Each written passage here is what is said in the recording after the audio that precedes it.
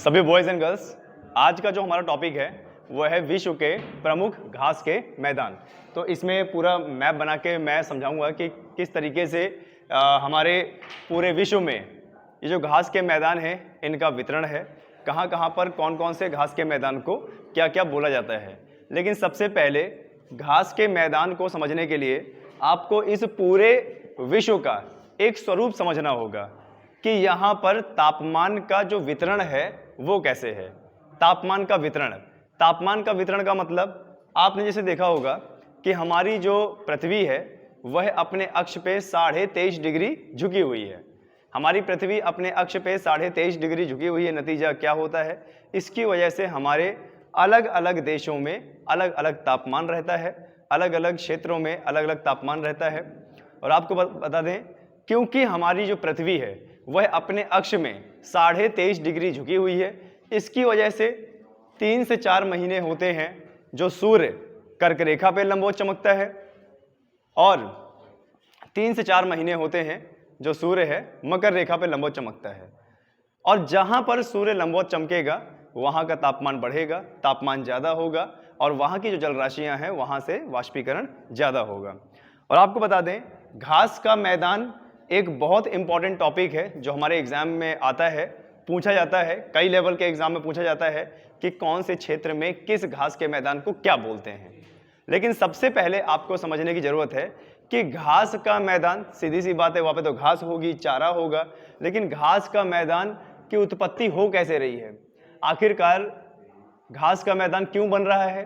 भाई सीधी सी बात है, जब हमारे देश में, हमारे पूरे विश्व में बारिश भी हो रही है, तापमान भी है, तापमान बढ़ भी रहा है, तापमान घट भी रहा है किसी न किसी प्रदेशों में, तो वहाँ पर घास के मैदान ही क्यों पाए जा रहे हैं, वृक्ष क्यों नहीं पाए जा रहे हैं। तो इसका उत्तर ये है कि पूरी पृथ्वी के ऐसे प्रदेश जहाँ पे तापमान की वृद्धि ज़्यादा है, जहाँ पे तापमान ज़्यादा है, बारिश कम है, तापमान ज़्यादा और बारिश कम होने की वजह से वहाँ पर बहुत बड़ी वनस्पति या बहुत बड़े ऐसे पेड़ जो ज़्यादा उगते हैं वो नहीं हो पा रहे हैं। नतीजा, वहाँ पर पेड़ों का बौना स्वरूप हो गया है, पेड़ वहाँ पर छोटे हो गए हैं, झाड़ी नुमा पेड़ हो गए हैं, और वहाँ का जो वातावरण है वो इतना ज़्यादा अनुकूलित नहीं है। नतीजा, वहाँ पर बड़े बड़े पेड़ उत्पन्न नहीं हो पा रहे हैं। लेकिन सबसे पहले आपको तापमान घटना या तापमान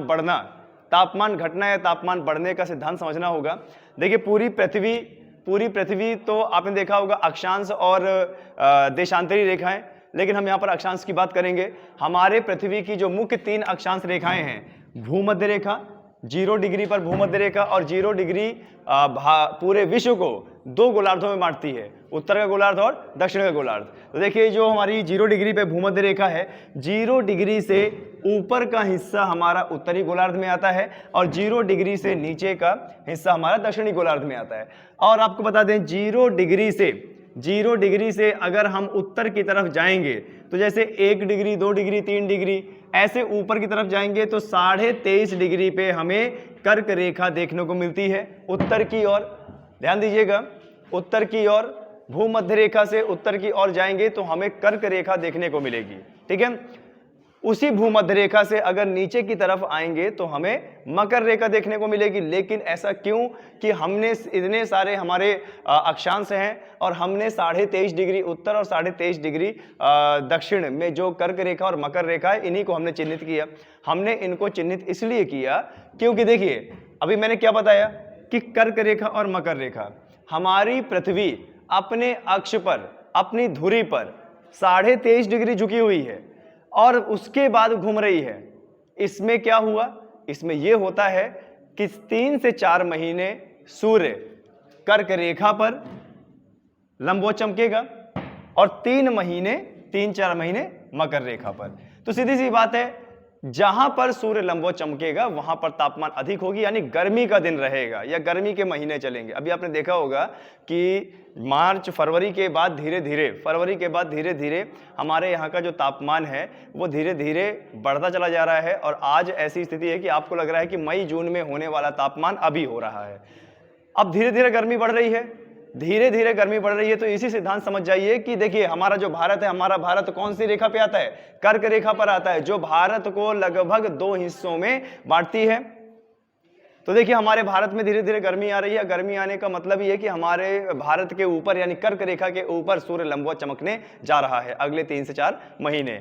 और जब हमारे भारत में कर्क रेखा पर जब सर्दी आएगी, यानी हमारे भारत में जब सर्दी आएगी, तो उस समय यही सूर्य धीरे धीरे नीचे उतर रहा होगा और मकर रेखा पे लंबवत चमक रहा होगा। तो जहां पर यह लंबवत चमकेगा वहां पर अच्छा खासा वाष्पीकरण होगा, अच्छा खासा वहां पे तापमान होगा। कुछ एक ऐसे इलाके होते हैं जो ज्यादा शुष्क होते हैं, जहां पर चट्टाने ज्यादा हैं, जहां पे बालू ज्यादा है, बलुई मिट्टी ज्यादा है, पेड़ कम है, यहां पर अत्यधिक तापमान की वजह से वनस्पति नहीं उग पाती। और वनस्पति नहीं उग पाती, या अगर वनस्पति उगती भी है तो उसका जो स्वरूप है वो कैसा हो जाता है, बौना हो जाता है या झाड़ी जैसा हो जाता है, झाड़ी नुमा हो जाता है।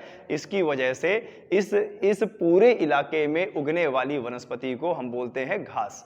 और क्योंकि एक बड़े इलाके में उग रही है तो इसी को हम क्या बोल देंगे, घास का मैदान। ध्यान दीजिएगा, आपसे अगर कोई भी पूछे या कहीं पर भी आपको एग्जाम में बताना हो या आयोग से ही पूछ लिया कि घास के मैदान किस क्षेत्र में पाए जाएंगे, तो आपको बता देना है कि घास के मैदान ऐसे क्षेत्र में पाए जाएंगे जहां पे तापमान ज्यादा है और वर्षा की कमी है।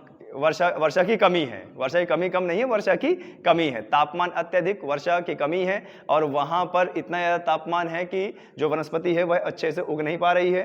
नतीजा क्या, उन्होंने अपना बौना स्वरूप ले लिया है और वहां पर वहां के अनुकूलित जो घास है वही उग पाती है। ठीक है। और आपको बता दें, बड़ी बड़ी घास पाई जाती है, जैसे आपका गन्ना बात करें, जैसे बांस बात करें, हाथी घास होती है, और भी ऐसे आपने यहाँ की भाषा में सुना होगा सरपत आपने सुना होगा, दूब आपने सुना होगा। ठीक है, ऐसी बहुत सारी घासें होती है, तो ये यहाँ पर उगाई जाती है।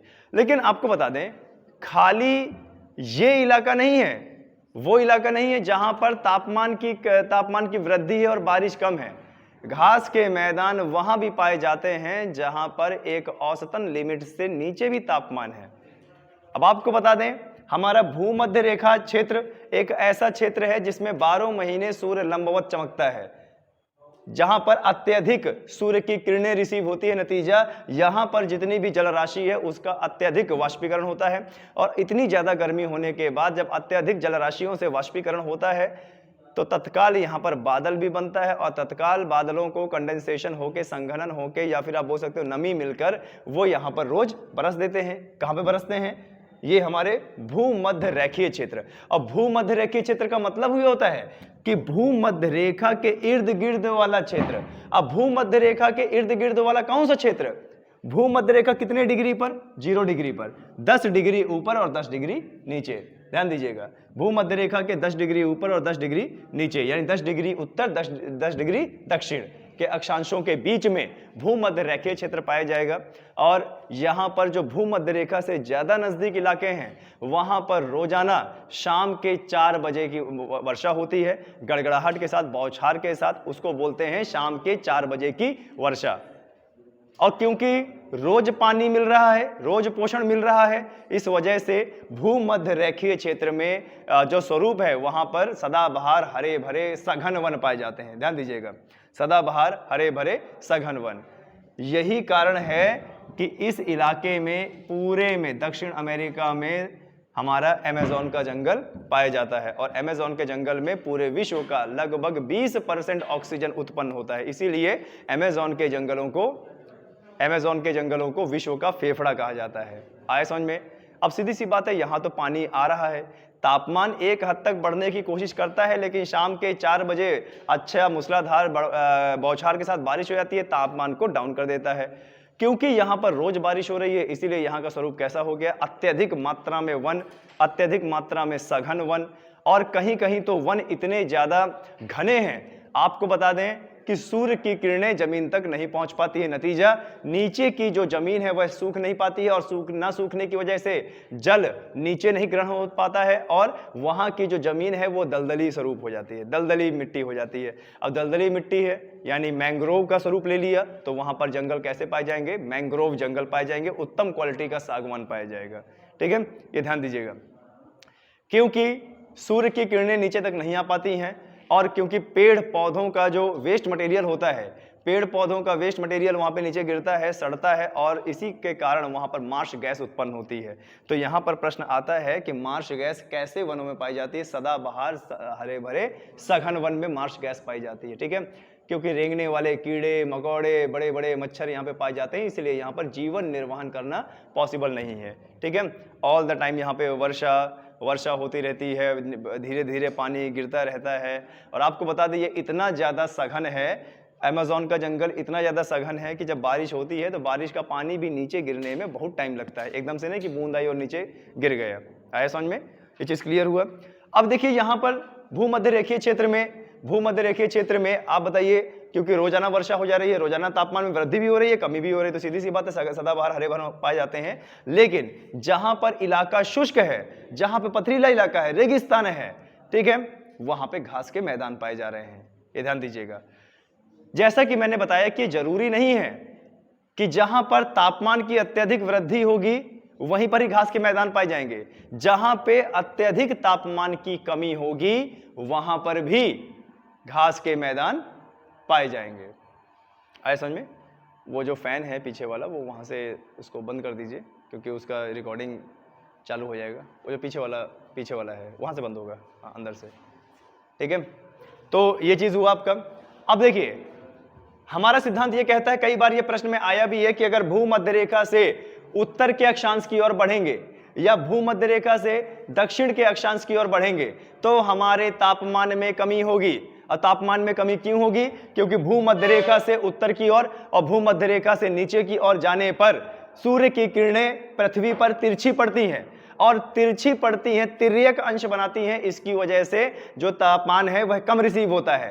तापमान हमारे ध्रुवीय प्रदेशों में इतना ज्यादा रिसीव नहीं होता है कि वह ग्लेशियरों को पिघला सके या वहां का तापमान बढ़ा सके। हाँ, कुछ दशाओं में होता है। ग्लोबल वार्मिंग आजकल एक शब्द लिया जा रहा है, ग्लोबल वार्मिंग की वजह से तापमान पृथ्वी के अंदर का बढ़ रहा है। वो खैर हमारे अक्षांश और देशांतर से नहीं है। ध्यान दीजिएगा, यहां पर एक प्रश्न बार बार पूछा जाता है कि अगर भूमध्य रेखा से उत्तर की तरफ जाएंगे या भूमध्य रेखा से नीचे की तरफ जाएंगे तो तापमान में कमी होगी या वृद्धि? तापमान में कमी होगी। कमी क्यों होगी? क्योंकि 0 डिग्री से ऊपर की ओर जाएंगे, 0 डिग्री से ऊपर की ओर जाएंगे तो क्या होगा? 0 डिग्री से ऊपर की ओर जाएंगे तो ध्रुवों की तरफ पहुंच रहे हैं, और ध्रुवों में सूर्य का प्रकाश तिरछा पड़ रहा है। नतीजा क्या हो जाएगा? यहाँ पे तापमान में कमी। तो दो तरीके के प्रश्न बन गए आपके कि भूमध्य रेखा से अगर उत्तर और दक्षिण की ओर जाएंगे तो तापमान में क्या होगा? कमी होगी। और वही ध्रुवों से भूमध्य रेखा की तरफ आएंगे तो तापमान में क्या होगा? वृद्धि। और आपको बता दें यही कारण है कि इस इलाके में घास के मैदान कम पाए जा रहे हैं और सदाबहार हरे भरे वन ज्यादा पाए जा रहे हैं। जहां पर तापमान की कमी है वहां पर भी घास के मैदान पाए जा रहे हैं। तो वहां पर किस प्रकार के घास के मैदान है? शीतोष्ण घास के मैदान। घास के मैदानों को 2 कैटेगरी में बांटा गया है, एक उष्णकटिबंधीय घास के मैदान और दूसरा क्या है? शीतोष्ण घास के मैदान। तो उष्णकटिबंधीय जहां पर तापमान ज्यादा होगा, बारिश कम होगी, वहां पर कैसे? उष्णकटिबंधीय घास के मैदान। और जहां पर तापमान कम होगा, तापमान कम हो रहा है वहां पर तो वैसे ही ठंडक है, बारिश के होने के चांसेस बड़े कम होते हैं, तो वहां पर कैसे होंगे? शीतोष्ण कटिबंधीय घास के मैदान। अब आप इस डायग्राम से अंदाजा लगाइए, मैंने अभी आपको एक चीज बताया कि देखिए 0 डिग्री यानी भूमध्य रेखा से उत्तरी अक्षांश में जाओगे या ध्रुव की तरफ जाओगे, भूमध्य रेखा से ध्रुवों की ओर जाओगे तो तापमान में कमी होगी, और तापमान में कमी इस हद तक हो जाएगी कि वहां पर वनस्पति नहीं उग पाएगी। अब आप देखिए इस भूमध्य रेखा के ऊपर भी घास के मैदान पाए जा रहे हैं और नीचे भी घास के मैदान पाए जा रहे हैं, और यहाँ बीचों बीच भी घास के मैदान पाए जा रहे हैं। लेकिन इसमें डिफरेंशिएशन है, कुछ घास के मैदान उष्णकटिबंधीय क्षेत्र के हैं और कुछ घास के मैदान शीतोष्णकटिबंधीय क्षेत्र के हैं। सबसे पहले हम भूमध्य रेखा के बीच वाले जो घास के मैदान है उनको फोकस करते हैं। अभी सुन लीजिए, भूमध्य रेखा 0 डिग्री पर, जहां पर रोजाना 4 बजे की वर्षा होती है। क्यों? क्योंकि 12 महीने वहां पर सूर्य लंबवत चमकता है। नतीजा क्या? अच्छा खासा वाष्पीकरण होता है। तो लेकिन वहां पर कहां पर पाया जाएगा?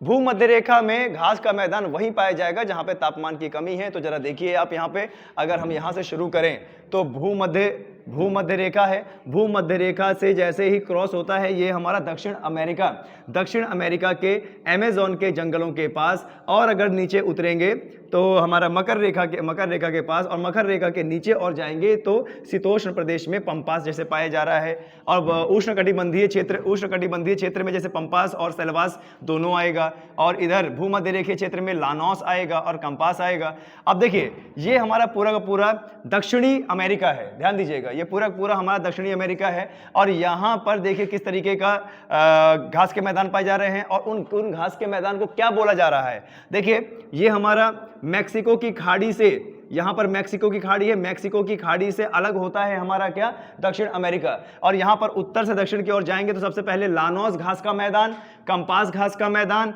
सेल्वास घास का मैदान और पंपास घास का मैदान। यहाँ पे सबसे ज्यादा जो पूछा जाता है वो है सेल्वास और पंपास। यहाँ पर यह पूछा जाता है कि सेल्वास घास का मैदान किस महाद्वीप में है, तो वो हमारा उत्तर होगा दक्षिणी अमेरिका में है, और पंपास भी कहाँ पे है, दक्षिणी अमेरिका, कंपास कहाँ पे है, दक्षिणी अमेरिका, लानोस कहाँ पे है, दक्षिणी अमेरिका। अब जरा इनका स्वरूप देखिए, भूमध्य रेखा के पास पाया जा रहा है लानोस, भूमध्य रेखा के पास कंपास, यहाँ पे मकर रेखा जिसको उष्णकटिबंधीय क्षेत्र बोलते हैं, क्या बोलते हैं, उष्णकटिबंधीय क्षेत्र, तापमान ज्यादा है यहाँ पे, तो यहाँ पे कैसा पाया जा रहा है, सेल्वास और पंपास। यहीं पर इसी क्षेत्र में हम आगे बढ़ते हैं तो देखिए ये दक्षिण अफ्रीका है, दक्षिण अफ्रीका, ये अफ्रीका महाद्वीप है, और अफ्रीका महाद्वीप के भूमध्य रेखीय क्षेत्र में साहेल नाम का, सवाना नाम का और वेल्स नामक का, इसमें सवाना बहुत ज्यादा इंपॉर्टेंट है, वेल्स बहुत ज्यादा इंपॉर्टेंट है। अब आप देखिए भूमध्य रेखा के बीचों बीच ये घास का मैदान पाया जा रहा है, क्यों पाया जा रहा है, क्योंकि यही तो इलाका है सहारा मरुस्थल का। बताइए सहारा मरुस्थल, सहारा मरुस्थल कहां पे है, सहारा मरुस्थल कहां पे है बताएं, दक्षिण अफ्रीका ने अफ्रीका में है, दक्षिण अफ्रीका देश है, यह अफ्रीका महाद्वीप है। अब देखिए ये जो साहेल नामक घास का मैदान है, ये हमारा सहारा मरुस्थल के दक्षिणी छोर में पाया जा रहा है कि, और क्यों पाया जा रहा है, क्योंकि यहाँ पे तापमान अत्यधिक है और बारिश बहुत ज्यादा कम होती है, 10 से 30 सेंटीमीटर वर्षा होती है। अब जरा बताइए 10 से 30 सेंटीमीटर कोई वर्षा है क्या, 10 से 30 सेंटीमीटर कोई वर्षा है क्या, कोई वर्षा नहीं है, और यही कारण है कि यहाँ पर शुष्क इलाका है, पथरीला इलाका है, रेगिस्तान वाला इलाका है, इसीलिए यहाँ पर तापमान की इतनी ज्यादा वृद्धि हो गई है।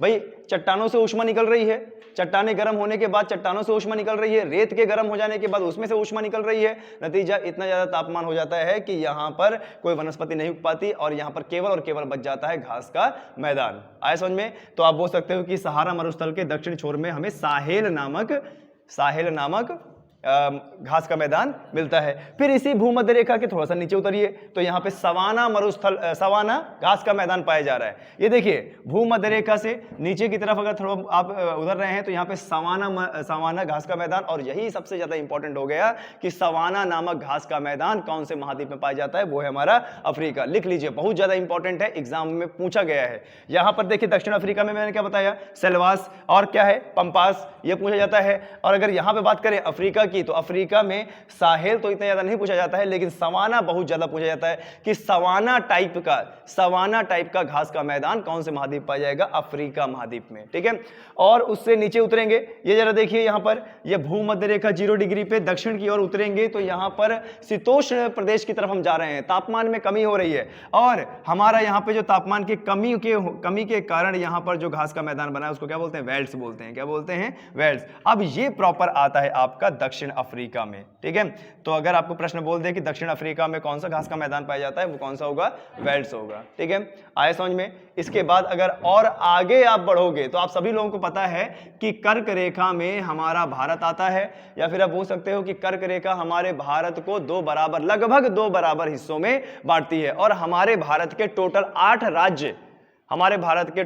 राज्य कर्क रेखा से पास होते हैं। ठीक है, या कर्क रेखा उनसे पास होती है। तो हमारे भारत में भी देखो घास का मैदान पाया जाता है जिसको बोलते हैं बुग्याल या फिर मर्ग।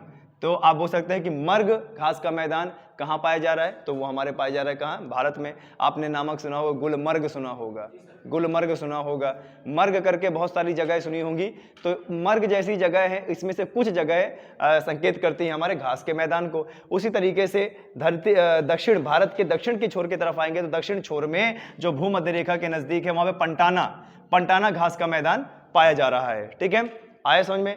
इसी में अगर हम आगे बढ़ेंगे तो ऑस्ट्रेलिया जो कि दक्षिणी गोलार्ध में है, और दक्षिणी गोलार्ध में है, और दक्षिणी गोलार्ध में होने की वजह से ये हमारे शीत प्रदेश में भी आ सकता है, आता तो है ही, लेकिन यहाँ पर मरुस्थल भी पाया जाता है, यहाँ ऑस्ट्रेलिया मरुस्थल भी पाया जाता है, मोड़दार पर्वत जिसको बोलते हैं ग्रेट डिवाइडिंग रेंज वो भी पाया जाता है, और यहाँ पे तापमान इतना ज़्यादा शुष्क है कि यहाँ पर जो घास का मैदान आप बोल सकते हो तो वो क्या है, कंटरबेरी। क्या है, कंटरबेरी घास का मैदान। कंटरबेरी घास का मैदान कहाँ पे पाया जा रहा है, ऑस्ट्रेलिया में। क्वींसलैंड घास का मैदान ये भी कहाँ पाया जा रहा है, आपका ऑस्ट्रेलिया में। और एक और है डाउन्स। क्या है, डाउन्स, ध्यान दीजिएगा, डाउन्स ये भी कहाँ पाया जा रहा है आपका, ऑस्ट्रेलिया में। ऑस्ट्रेलिया की अगर बात करें तो डाउन्स जो घास का मैदान है वो बहुत ज़्यादा इंपॉर्टेंट है, ये काफ़ी बार आपके एग्जाम में आ चुका है। अब ध्यान दीजिएगा, अगर आप ऑस्ट्रेलिया की बात करते हैं तो ऑस्ट्रेलिया के पूर्व में कौन सा महासागर, प्रशांत महासागर, और इसके पश्चिम में हिंद महासागर। आए समझ में। और यहीं पर ही एक अभी न्यूजीलैंड है, और न्यूजीलैंड के जस्ट बगल में एक 8वां महाद्वीप बताया जा रहा है जिसका नाम है जीलैंडिया। क्या नाम है, जीलैंडिया। जीलैंडिया अभी खोज निकाला गया है, लेकिन अभी मान्यता उसको नहीं मिली है, और ये बताया जा रहा है कि वो भी समुद्र में नीचे धंसा हुआ है। और हो सकता है कि जब प्रशांत महासागर का पानी का स्तर कम हो तो वो उभर के सामने आ जाए और हमारा एक 8वां महाद्वीप हो जाए जिसका नाम है जीलैंडिया। क्या नाम है, जीलैंडिया। आए समझ में। ओके, इसके बाद हम इसी भूमध्य रेखा से थोड़ा सा उत्तर की ओर जाएंगे और दक्षिण की ओर जाएंगे। तो पहले हम यहां देख लेते हैं कि भूमध्य रेखा से उत्तर की ओर जाएंगे तो सीधी सी बात है, हम साइबेरियन प्रदेश में प्रवेश करेंगे। साइबेरियन, ये साइबेरियन प्रदेश कैसा है, यहाँ पे साइबेरियन जनजाति पाई जाती है, यहाँ पर सूर्य की किरणें तिरछी पड़ती है, नतीजा तापमान ठंडा होता है, और यहाँ पर शीतोष्ण वन पाए जाते हैं, शीतोष्ण क्षेत्र के वन पाए जाते हैं, शंकुधारी कोणधारी वन पाए जाते हैं, पोलर बियर यहाँ पे पाए जाते हैं। ठीक है, तो यहाँ पे किस प्रकार के घास के मैदान, स्टेपी प्रकार के। कैसे, स्टेपी प्रकार के। अब यहाँ पर एग्जाम में आ सकता है कि यहाँ पे आ सकता है कि साइबेरिया में किस प्रकार के घास के मैदान पाए जा रहे हैं, तो साइबेरिया में आपके स्टेपी टाइप के। ठीक है, तो यहाँ पर आपसे पूछ सकता है कि रूस में किस प्रकार का घास का मैदान पाया जाता है, वो आंसर क्या होगा, स्टेपी। ठीक है, आया समझ में। ये देखिए भूमध्य रेखा से उत्तर की ओर है ना, और भूमध्य रेखा से उत्तर की ओर जाएंगे तो तापमान में क्या होती है, कमी होती है ना। देखो तापमान में कमी हो गई, और यहाँ पे स्टेपी प्रकार का। अब थोड़ा सा उसके और पूर्व में आते हैं, पश्चिम में आते हैं, तो ये हमारा क्या है, यूरोप, जो यूराल पर्वत से अलग होता है। यूरोप इस साइड है, और यूरोप भूमध्य रेखा से देखिए कितना दूर है, तो यहाँ पर हमारा पोलैंड के आसपास या नॉर्वे के आसपास हमारा कौन सा पाया जा रहा है घास का मैदान, हंगरी घास का मैदान। कहाँ पे, हंगरी घास का मैदान यूरोप में पाया जा रहा है। अब ये भी इंपॉर्टेंट है कि हंगरी घास का मैदान, हंगरी टाइप का घास का मैदान कहाँ पाया जाता है, वो आपका उत्तर होगा क्या, यूरोप में। ठीक है, उसके बाद आप सभी लोगों को पता है कि अटलांटिक महासागर पे प्रश्न बनते हैं। अटलांटिक महासागर को अंध महासागर बोला जाता है। क्या बोला जाता है, अंध महासागर। और यहाँ पर प्रश्न आता है कि एस के आकार का, ये देखिए ये यहाँ से शुरू होगा ऐसे करके, ये देखिए एस के आकार का कौन सा महासागर है, वो कौन सा है हमारा, अटलांटिक महासागर। कई बार ये प्रश्न आया है कि एस के आकार का कौन सा है, अटलांटिक महासागर। ठीक है, अब जरा देखिए इसी अटलांटिक महासागर में अगर उत्तर की तरफ जाएंगे तो यहाँ पे हमें मिलता है ग्रीनलैंड। क्या मिलता है, ग्रीनलैंड। और क्योंकि ग्रीनलैंड पूरा का पूरा हमारा शीतोष्ण प्रदेश है, और यहाँ पे तापमान की अच्छी खासी कमी है। ठीक है, तापमान की कमी है, बारिश भी इतनी ज्यादा नहीं होती है, तो इस ग्रीनलैंड में जो घास का मैदान पाया जाता है उसको बोलते हैं टुंड्रा घास का मैदान, और इनको टुंड्रा प्रदेश भी कहा जाता है। ध्यान दीजिएगा, जहां पर ग्लेशियर हैं, जहां पे बर्फबारी होती है रोजाना और तापमान में कमी है, धूप इतनी ज्यादा नहीं निकलती है, उसको टुंड्रा प्रदेश बोला जाता है। क्या बोला जाता है, टुंड्रा प्रदेश। और अगर टुंड्रा प्रदेश बोला जा रहा है तो वहां पे सीधी सी बात है, वनस्पति नहीं उगेगी, तापमान में इतना कम। देखिए दो तरीके से वनस्पति नहीं उग पाती है, या तो तापमान में बहुत ज्यादा कमी हो जाए और या तो तापमान में बहुत ज्यादा वृद्धि हो जाए। हमारे पूरे विश्व में दोनों तरह के प्रदेश पाए जाते हैं। ऐसे प्रदेश भी पाए जाते हैं जहां पर तापमान बहुत ज्यादा है, ऐसे प्रदेश भी पाए जाते हैं जहां पर तापमान बहुत कम है। तो सीधी सी बात है, दोनों में घास पाए जाएंगे। तो ये देखिए ग्रीनलैंड है, यहाँ पे तापमान की अत्यधिक कमी है, तो यहाँ पर किस तरीके का घास का मैदान, टुंड्रा टाइप का घास का मैदान पाया जा रहा है। कैसा, टुंड्रा। आए समझ में। अब यहाँ पर आपसे एग्जाम में पूछा जा सकता है कि टुंड्रा टाइप का घास का मैदान कौन से प्रदेशों में पाया जाता है, तो ध्यान दीजिएगा वो जरूरी नहीं है ग्रीनलैंड, ग्रीनलैंड जरूरी नहीं है। आप समझ जाइएगा, ऐसे प्रदेशों में टुंड्रा घास के मैदान पाए जाते हैं जहां पर तापमान की अत्यधिक कमी है। ठीक है, या फिर आप बोल सकते हो जो उत्तरी ध्रुव और दक्षिणी ध्रुव के नजदीक वाले भूखंड हैं, वहां पर घास के मैदान पाए जा रहे हैं। तो ये देखिए, ये ग्रीनलैंड है, टुंड्रा। अच्छा, अगर यहाँ पे मैं बात करूं एकदम रूस के उत्तरी छोर, रूस का उत्तरी छोर ये वाला, तो यहाँ भी तो टुंड्रा पाया जाएगा और टुंड्रा घास के मैदान पाए जाएंगे, टुंड्रा वनस्पति पाई जाएगी।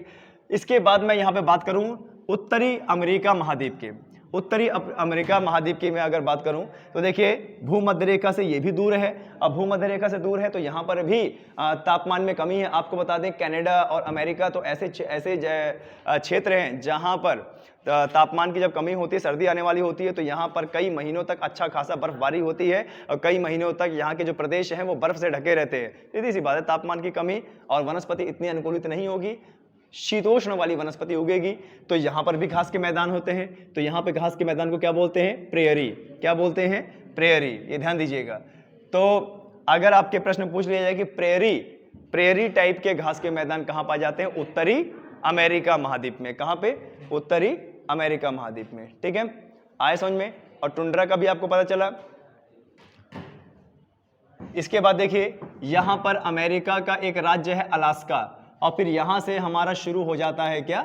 रूस। और आपको बता दें, ये जो अलास्का है, अलास्का पहले रूस का भाग था और रूस ने पैसों के चक्कर में आके अमेरिका को दे दिया। और बाद में पता चला कि जो अलास्का रूस ने अमेरिका को दे दिया वो बहुत ज़्यादा खनिज भंडारों, ऑयल, नेचुरल गैस, पेट्रोलियम से भरा पड़ा है।